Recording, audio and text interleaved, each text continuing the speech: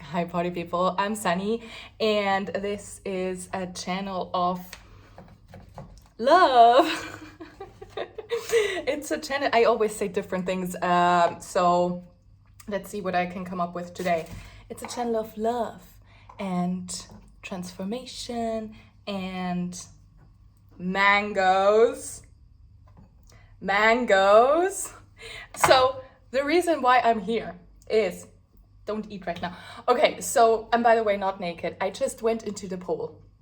And the pool closes at 7. And when I looked at the swimming pool hours are at 7. So when I looked at so I just went for this walk to buy the mango, which I'm gonna tell the story about in a second. So this is a story time video, just saying, because I also do not story time videos where I talk about addiction and how to not be an addiction and all of that fun stuff. And other, like, I just talk about a lot of things, okay? In any case, so I went into the swimming pool. No, wait, okay, so what was the fun story about that? It was that I came back from my shop and it was really fucking hot because I'm in Thailand right now, and today is one of those days where just the air is just super heavy and stuff, and it was just really fucking hot. So I just went for a I don't know 15-minute walk, and then I went to shop, and then when I walked back another 15 minutes. I just really need to give you all the details, obviously, so you have the exact timeline of things, okay? I was just fucking drenched. I was drenched in sweat, and I mean, that happens. I mean, it's common for this to happen here when it's this hot and with this air. Oops, sorry. My hands are wet. Okay. Well, thank the Lord the towel was still up. Okay. Anyway, I don't know the word for Luftfeuchtigkeit right now, so that is also really high, so you sweat a lot. Anyway, so I was like really fucking drenched in sweat, and I come back into the apartment and I'm like, fuck, I really would love a swim right now. And then I'm like, okay, maybe I can go into the pool. And so I look at my clock, and it's 6:52. So I was like, okay, I'm gonna go for a swim because the swimming pool closes at 7. So I'm so proud of myself that I did that, because the old me would have been like, no, just don't do it then, because maybe you're still in the swimming pool when it's like 7:05, and although you're like really quiet and no one is around, how dare you? How dare you do this? You're breaking the rules. And so, but that's old me. That's old me. So new me went into the swimming pool, and I just jumped in real quick. Was in there probably for 2 minutes, but that was everything that I needed. I wanted to be in there for a little bit longer, but then a mosquito arrived, so I decided to leave. But that is a great segue for the mango buying story, which isn't really about the mango so much, but more so about boundaries, because I just met this dude. So I again told you I went to the shop, and so when they have like so many types of different mangoes, and so I pick one that I already had before, and then as I do this, like, this guy walks up to me. And I mean, it's like a touristic place, right? It's just common for so many tourists to be there. And I think it's also like I actually do like it when people approach me and like start a conversation. I mean, it depends on what mood I'm in, but sometimes I don't mind that, because sometimes I do feel like that's just, I mean, how else are people supposed to connect with each other, right? Other than just talking to each other in person.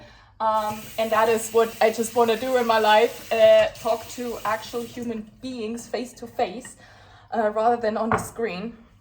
Anyway, so I was like open to, so this guy like comes up to me and he's like, are you looking for the sweetest mango? And I'm like, yes.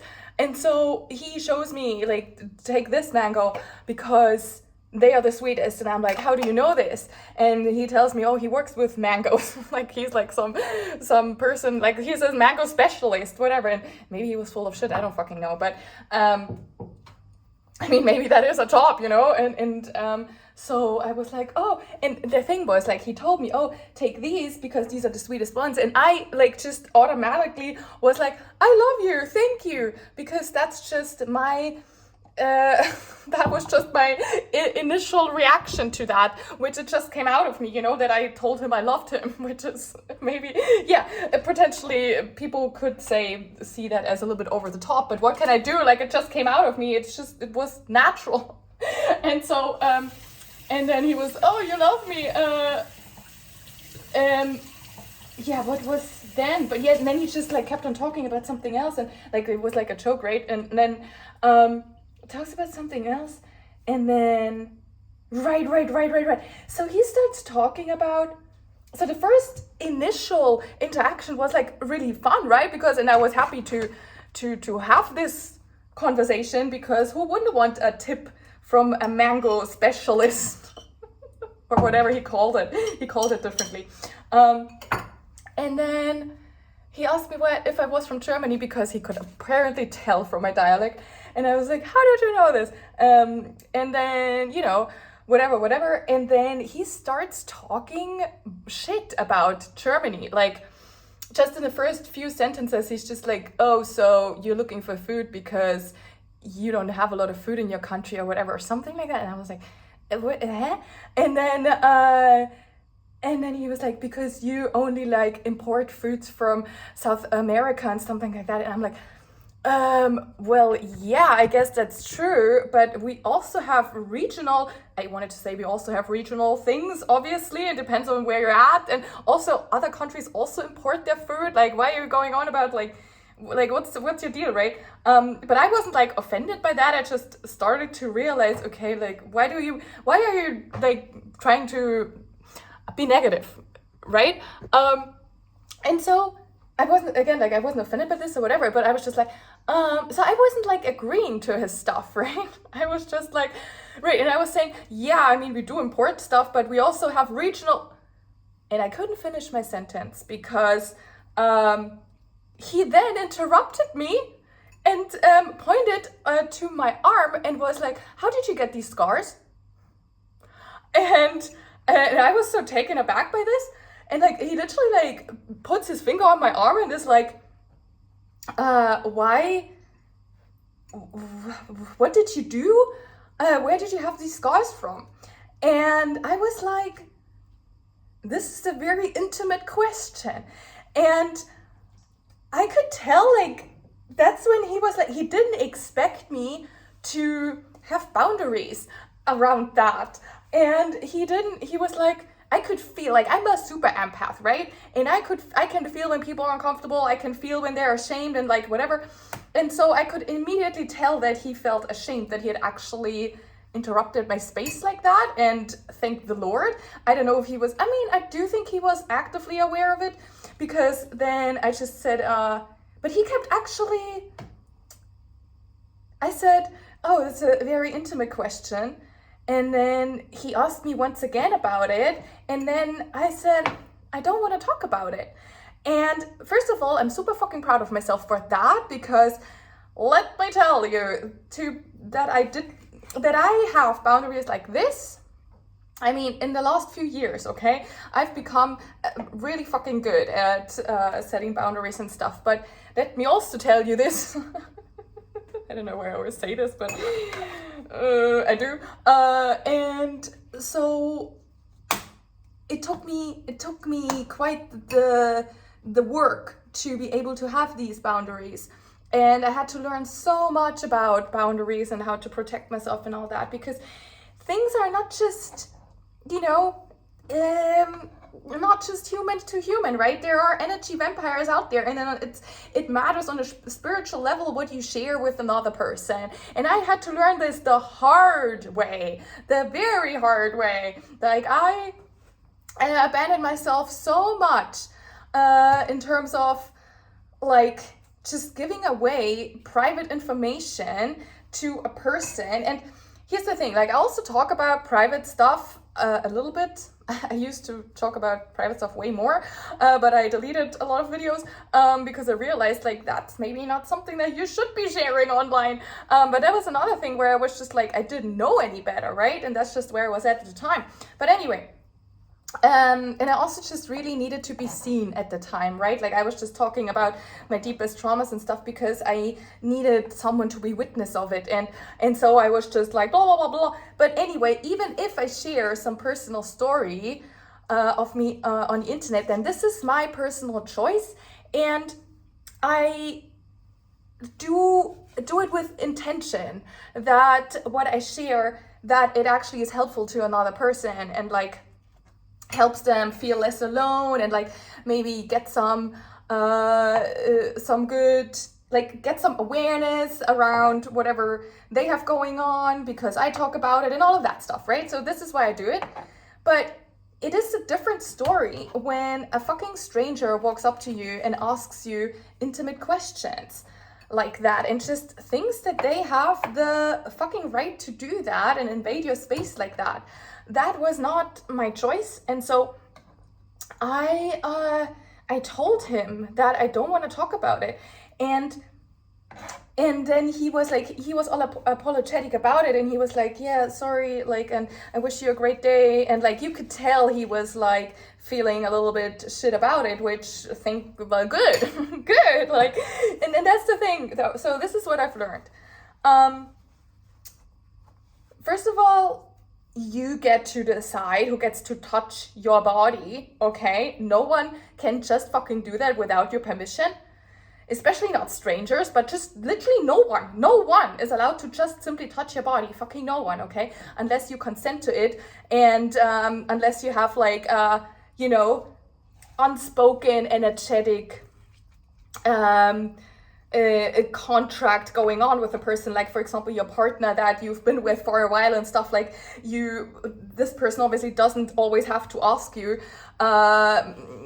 if they can touch you, but it's still like something that's going on a like if they touch your shoulder or something like that. This is what I mean, right? But it's still like something that grows over time, and it's like sometimes an unspoken boundary and stuff, right? And at some point, like maybe at the beginning you didn't let them touch you, and then over a while, you started to slowly letting a person in, and then it becomes normal, and then that person knows, okay, it's okay to touch you, right? I mean, you don't necessarily have to talk about that because it's just something that is clear or should be clear anyway, because sometimes, like things shouldn't even be a thing that you have to talk about. People should just fucking sense and know what is okay and what isn't.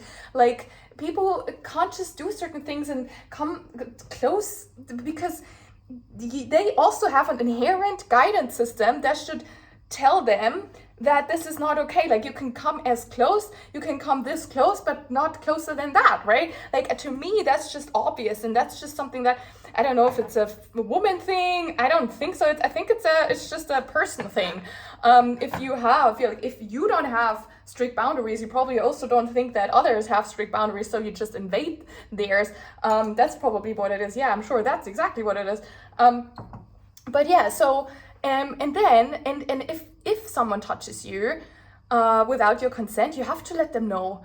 I know how hard this is because, again, like, it was so fucking hard for me to get where I'm at now.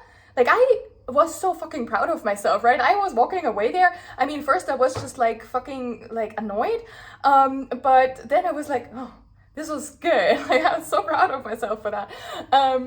But yeah, I think you just have to, you don't have to do anything, but what would be best for you is to speak up, protect yourself, and speak your truth about it, what is okay for you and what is not. If someone crosses your boundary, if they cannot tell because they are too immature, then they have to learn, like they have to know. If you don't tell them that they are invading your space, then they will never know. If you don't make them uncomfortable, they're not going to learn from it, right? And they're just going to walk around and touch other people's bodies without their consent. And so, I mean, but here's the thing, like I've done this so many times in the past where, holy fuck, like I let people cross my boundaries like crazy and didn't say anything, which, you know, that's just where I was at the time and I had to learn. But so that, and right, so yeah, you have to speak up. And again, like I know that it's not that easy. It's actually really, really hard to train yourself to regain your voice, to speak your truth, because it's so hard. Like we have learned so from very early on, mostly women, well, I just say this because like I don't fucking know what men are going through, okay? So I can't speak on their behalf, obviously, but I speak from a woman's perspective. And to me, so many women have their voice taken away from very early on because we're being called too loud, too sensitive, too crazy, that we have a lot of times like women, we know shit, right? Like we have this strong intuition going on about things, and sometimes we say things, we just know certain things, and then we speak about them and we say, well, I have this feeling, right? I have this gut feeling that this is the right way to do this way. But then a lot of times we're being told that we are crazy for believing ABC because whatever we are saying isn't very rational, but it's more so a gut feeling. It's an inkling that we have, and that is our highest guidance telling us something. And so when we shared it, we sometimes, I don't fucking know, it's different for everyone, but it's a very common theme that we're being called crazy and too much, and like we're not quite right, for like that we are naive or weak for not knowing better, because like the rational thing just makes more sense and whatever, right? And so we've learned a lot to, and then also, I mean, depending on your childhood, but for me, whenever I would say the truth which wasn't comfortable in my household, then I would get punished for that. And like, so I just learned to shut up, you know? So I think, yeah, it's a common theme, and there's also this fear around speaking up then, because we're scared of being, we're scared that we're being punished for it, and we're scared or maybe we're being ridiculed, we're being laughed at. That's probably the same thing. And or shamed for it, or that we actually get like fucking punched in the face for it, because that also happens. And so it makes sense that we're scared. So it's like a learning process, and it's something that I had to, again, do for myself over time. And so I just wanted to share this with you to maybe encourage you to, in case you get into a situation like this, then that you can remember the story and you're like, wait, I don't have this happen. I don't have to let this happen to me. I have a voice. I can speak up for myself, and I can tell this motherfucker to fuck the fuck off. Am I looking crazy now? This will be the thumbnail. Are like knives allowed on the thumbnail? I don't fucking know, like all these rules and stuff. But yeah, I'm gonna censor it. Anyway, okay, so this is it. I'm gonna eat my mango now, and I actually have also banana and some homemade coconut yogurt from some beautiful Thai person who made that. So I'm super excited about that. I've tried it before and it was so amazing. So I'm sending you so much love. I hope you're having the most amazing day. Okay, what's up? Bye.